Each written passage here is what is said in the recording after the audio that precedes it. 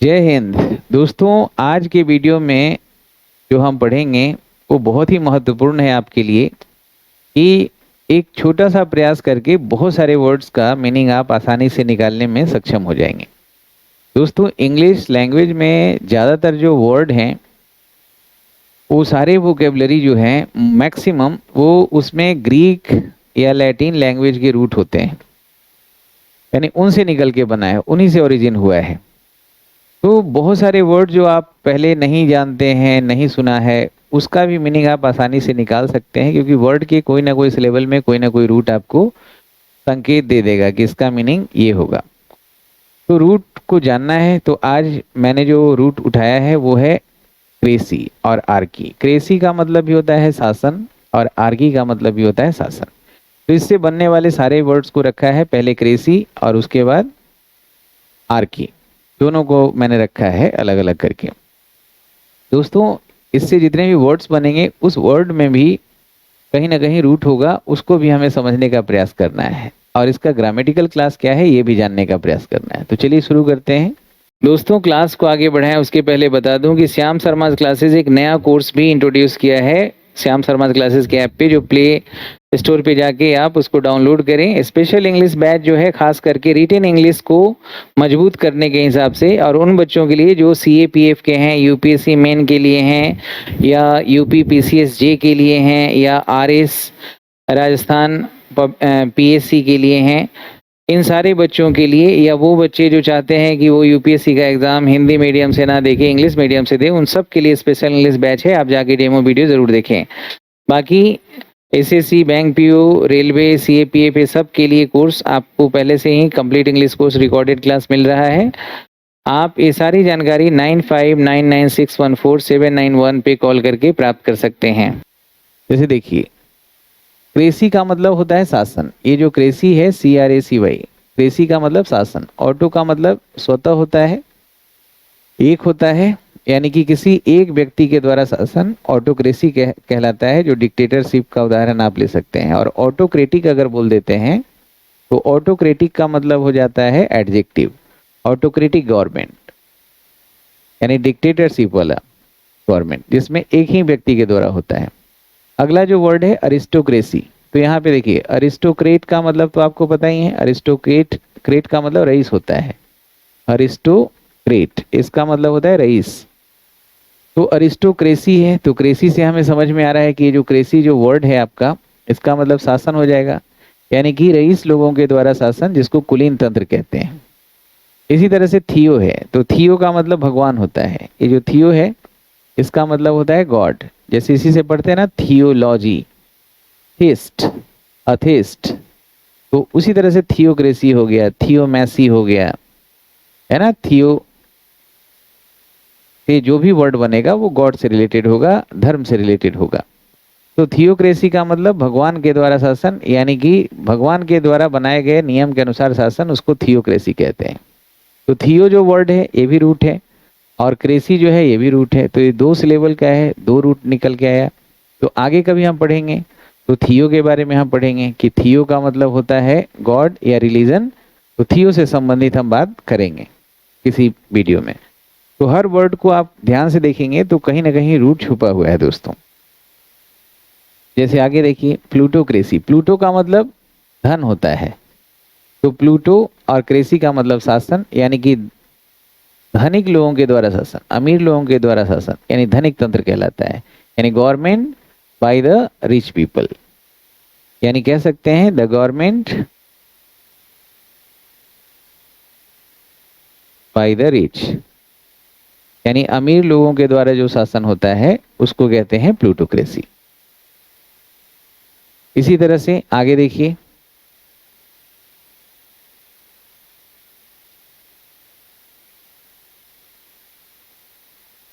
अगला है डेमोक्रेसी। तो डेमो और क्रेसी दो वर्ड से बना है। तो डेमो का मतलब होता है पीपल, ये जो डेमो है इसका मतलब हो गया पीपल, ठीक है। और क्रेसी का मतलब क्या हो गया, शासन, यानी कि लोगों के द्वारा शासन, यानी कि प्रजातंत्र जिसको कहते हैं। और डेमोक्रेटिक हो जाएगा तो वो हमारा एडजेक्टिव हो जाएगा। अगर हम डेमोक्रेटिक लिख रहे हैं तो ये हमारा एडजेक्टिव हो जाएगा। और इसी रूट से हम कई वर्ड बना सकते हैं, जैसे डेमोक्रेसी हो गया, डेमोक्रेटिक हो गया, डेमोग्राफी हो गया, डेमोलॉजी हो गया, डेमोफोबिया हो गया, डेमोफोबियक हो गया, डेमोमेनिया हो गया, डेमोमेनियक हो गया। तो हमें ये रूट याद रखना है कि डेमो का मतलब पीपल होता है।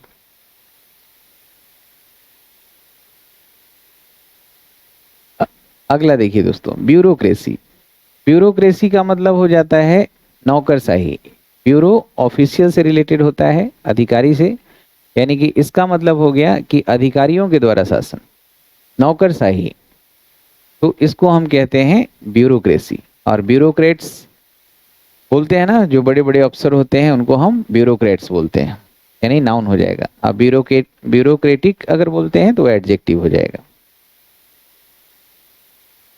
जिरेंटो जो है ये हमारा ओल्ड एज से रिलेटेड होता है, बुजुर्ग। अक्रेसी का मतलब शासन हो गया, तो बुजुर्गों के द्वारा शासन। अब यही जिरेंटो अगर हमें याद है तो जिरेंटोलॉजी बोले तो लॉजी का मतलब अध्ययन होता है। जिरेंटोलॉजिस्ट बोले, जिरेंटोफोबिया बोले, जिरेंटोमेनिया बोले, जिरेंटोमेनियक बोले, तो ये सब बुजुर्ग से रिलेटेड हो जाएगा, बुजुर्ग व्यक्तियों के द्वारा शासन। अगला जो वर्ड है गाइनेकोक्रेसी। गाइनोक्रेसी में क्या होता है? गाइनो का मतलब होता है लेडीज, औरत, वुमन। तो गाइनो अगर हमें एक वर्ड याद है कि गायन का मतलब लेडीज होता है, तो बोलते हैं ना गायनेकोलॉजिस्ट से हमें दिखाना है, यानी कि वह डॉक्टर, जो महिला डॉक्टर जो महिलाओं के लिए इलाज करती है या करते हैं, गायनेकोलॉजिस्ट। गाइनोफोबिया बोले तो महिलाओं से डर हो जाएगा। गाइनोमेनिया बोले तो अत्यधिक लगाव हो जाएगा। तो गाइनो जहाँ भी लगा है वो हमारा महिलाओं से रिलेटेड हो जाएगा। तो रूट से हमें बहुत सुविधा मिलता है चीजों को समझने में। कैकिस्टोक्रेसी, कैकिस्टोक्रेसी हो जाता है, ये बैड नेगेटिव सेंस में इसका यूज करते हैं, सबसे खराब नागरिकों के द्वारा शासन, इसको कैकिस्टोक्रेसी कहते हैं। मॉब का मतलब तो पता ही है, उपद्रवियों का भीड़ होता है, तो उपद्रवियों के द्वारा शासन जो होगा मॉबोक्रेसी हो जाएगा। नियो का मतलब पता है, नियो का मतलब नया होता है, वैसे अंग्रेजी में न्यू मतलब नया होता है, तो ये ग्रीक रूट से बना है नियो। तो जहां भी नियो लिखा है वो नया हो जाएगा, यानी कि अनुभवहीन लोगों के द्वारा शासन, उसको हम कहते हैं नियोक्रेसी।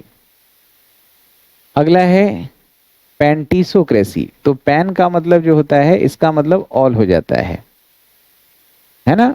पैन का मतलब जैसे पैनोरमा बोलते हैं, तो कोई चीज का पूरा नक्शा, समझ गए। जैसे पैन कहाँ जहां भी लिखा रहेगा, इसका मतलब पैन इंडिया, यानी पूरे इंडिया में। तो पैन का मतलब ऑल होता है, सभी के द्वारा शासन, उसको पैंटिसोक्रेसी कहते हैं। अनार्की, अ का मतलब ये भी रूट है, अ का मतलब विदाउट हो जाता है। जैसे अनेमिया बोल रहे हैं तो खून की कमी, जिसमें खून है ही नहीं, तो वैसे ही अनार्की हो गया जहाँ कोई आर्की नहीं है। अब आर्की से शुरू कर रहे हैं। आर्की का मतलब भी शासन होता है, क्रेसी का मतलब, अब आर्की से देखिए, अनार्की मतलब अराजकता हो जाता है। अनार्चिस्ट बोल देंगे, वो नाउन हो जाएगा, अराजक व्यक्ति। जैसे अगर हम बोले अनार्चिस्ट है, यानी कि अराजक व्यक्ति है, नाउन हो जाता है। बाई का मतलब दो हो जाता है, जैसे बाई लैटरल बोलते हैं, यानी कि द्विस्तरीय, लैटरल मतलब अस्तर होता है। बाईगैमी बोल रहे हैं, जो दो शादी करता है, समझ रहे हैं ना। बाईलिंगुअल बोल रहे हैं, तो बाई जहां भी लगा हो, बाइनोकुलर बोल रहे हैं, बाई जहां भी लगा हो बी आई, तो इसका मतलब दो हो जाता है, दो व्यक्ति के द्वारा शासन, बाईआर्की हो जाएगा। डाई का मतलब भी दो ही होता है, तो दोनों वर्ड को रखिएगा, एक लैटिन हो गया, एक ग्रीक हो गया, दोनों का मतलब एक ही निकलता है, दो व्यक्तियों के द्वारा शासन, बाई आर्की या डायआर्की। ओलिगार्की का मतलब होता है कि कुछ शक्तिशाली लोगों के द्वारा जो शासन होता है, उसे ओलिगार्की कहते हैं दोस्तों। मोनार्की, तो मोनो का मतलब एक होता है, बाई का मतलब, जैसे मोनो का मतलब जहां भी लगा है एक हो जाएगा, बाई और डाई लिखा है तो दो हो जाएगा। पैन का मतलब ऑल हो जाएगा, ओली का मतलब मेनी हो जाता है। तो ये सारे रूट हमें ध्यान में रखना है। पैट्रियार्की, तो पैटर का मतलब पिता होता है, पैटर। मैटर का मतलब माता होता है ना। सोरो का मतलब सिस्टर होता है, फ्रेटर का मतलब ब्रदर होता है। तो पैट्रियार्की, मैट्रियार्की, सोरोरियार्की, पैट्रियार्की, ये जहाँ भी ये वर्ड लिखा हो तो समझे पैटर मतलब जैसे बोलते हैं पैटर्नल प्रॉपर्टी, पैट्रीसाइड है ना, मैट्रीसाइड माँ की हत्या, सोरोरीसाइड बहन की हत्या, फ्रैट्रीसाइड भाई की हत्या,